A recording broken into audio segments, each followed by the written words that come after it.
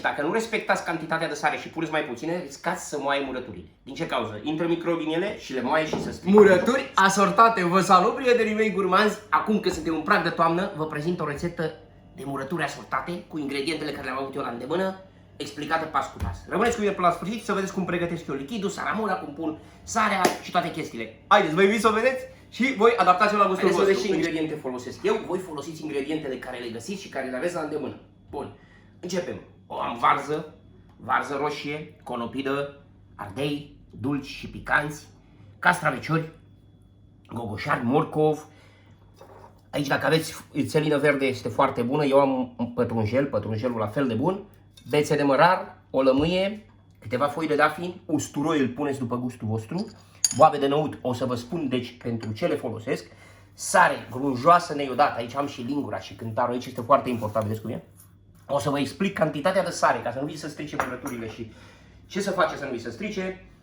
Eu o să folosesc și oțet, fără oțet, mie nu-mi plac doar cu sare. Oțet din vin, dacă aveți, de 6 grade este foarte bun. Dacă nu, puneți oțet de struguri de 9 grade și apă foarte important, apă de băut, apă potabilă de băut. Dacă luați apa de la robinet cu mult clor, fierbeți-o întâi, lăsați-o să răcească și după o folosiți. Haideți să începem, vă arăt foarte scurt cum le tai, cum le pregătesc și începem să le toate sunt bine spălate. Prima dată iau varza și o tai pe jumătate.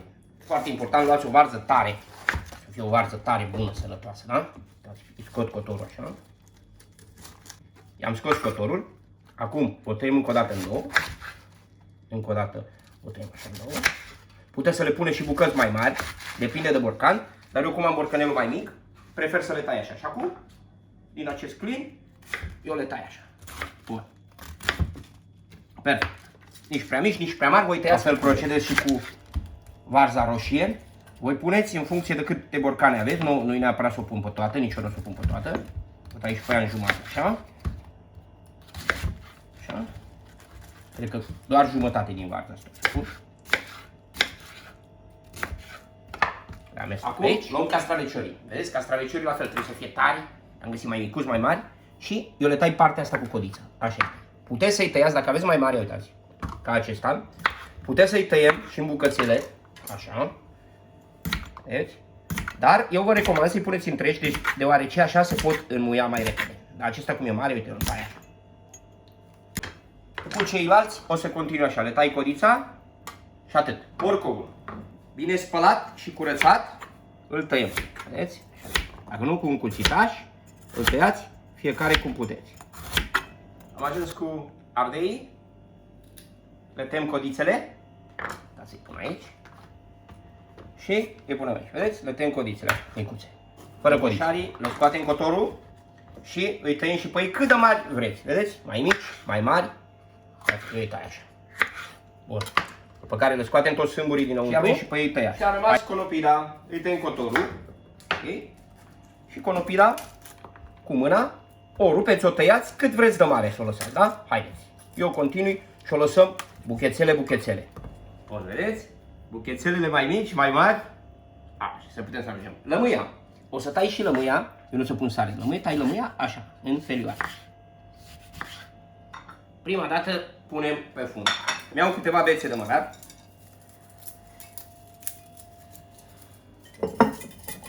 Le aranjăm din fund.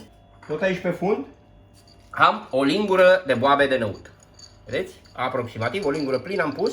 Să vă spun de ce pun năutul. Năutul ajută la fermentare, să înceapă să fermenteze mai repede. Pun usturoi. Voi aici puneți usturoiul după gust. Dacă vă place mai mult usturoi, mai mult. Dacă nu, puneți mai puțin. Pun câteva pe fund și restul o să continuăm. Și acum, haideți să începem să le aranjăm cum vă place vouă mai mult. Vedeți varza? Eu am tăiat-o mai mică, mai mare. Voi tăiați-le după pofta inimii voastre. Și punem și varză albă și varză roșie.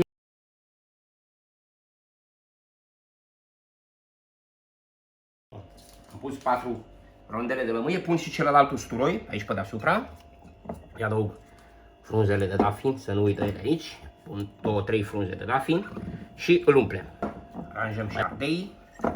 Haideți să vedeți. Le-am umplut, lămâia, vedeți, am împărțit o lămâie la 2 borcane. Borcanele mele sunt de 4 litri. Ce nu v-am spus la început și o să pun câteva, uite, aproape așa, o linguriță de boabe de piper pe deasupra.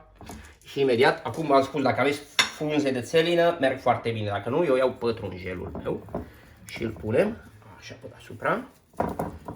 Amândouă borcanele. Și vreau să vă mai spun, aici merg foarte bine gogonelele, dar eu n-am găsit, am căutat peste tot gogonele, mi-a fost imposibil să găsesc.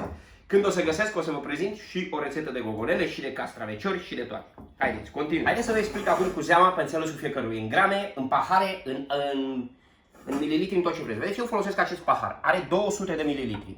La 5 pahare de apă, eu folosesc 1 de oțet. Asta ce înseamnă? La 1 litru de apă, un pahar de oțet, 200 de mililitri de oțet. Haideți să începem. Eu aici am 2 litri de apă. O să facem prima oară din 2 litri de apă. Vedeți imediat sarea cum o punem. Deci la 2 litri de apă punem 2 pahare de oțet. 1 și al doilea. Deci am pus 2 litri de apă, 2 pahare de oțet, adică 400 de mililitri de oțet. Trecem cu sarea. Toată lumea cu o lingură. Ați citit peste tot o lingură. Nu e nici o lingură, nici două linguri. Haideți să vă spun. Ia uite. Am o lingură mare, una mică. Care o punem? Asta are 50-60 de grame, asta are 20 de grame. Concentrația, vă spun, am citit și în rețetarul general, este de 6% aici. Dacă la varză v-am spus că era de 5% și aici o varză excelentă, aici e de 6%. Ce înseamnă asta? La fiecare litru, uitați, eu am o lingură de ciorbă. Trebuie să punem 60 de grame. Eu o să pun 3 linguri de astea. Vedeți? Lingura, fără să o umpli prea mult, are 20 de grame. 1, 2, 3. Asta a fost la 1 litru și mai punem 3 pentru celălalt litru. Vedeți? Nu umpleți prea mult. 1, 2, 3. Pentru cei care n-au înțeles, le las scrise și în descrierea la video, da? 1 litru de apă, 60 de grame de sare și 200 de mililitri de oțet. Și acum le amestecăm, important, foarte bine până se topește toată sarea. Sarea trebuie să fie grunjoasă, neiodată, pentru murături. Și vreau să vă mai spun aici, dacă nu respectați cantitatea de sare și puneți mai puține, riscați să moaie murăturile. Din ce cauză? Intră microbi în ele și le moaie și se strică. Deci, sub 6% nu faceți concentrația de sare.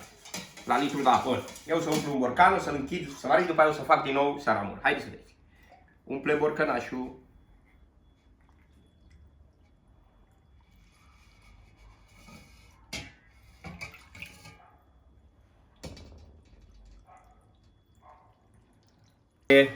Lichid mi-a mai rămas puțin. Aici ce o recomand. Eu mâine o să mă duc în grădină, că am un cireș și o să tai coadă de vișini. Lemn de vișini îi punem așa deasupra.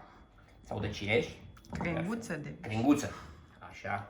Dar eu n-am. Și pun aceste două bețe. Dacă știți de la ce sunt, sunt bețe care mănâncă chinezii la restaurant. Așa. Important să rămână, să fie acoperit bine până sus. Super, vedeți? Acum îi punem borcan. Îi punem capacul la borcan.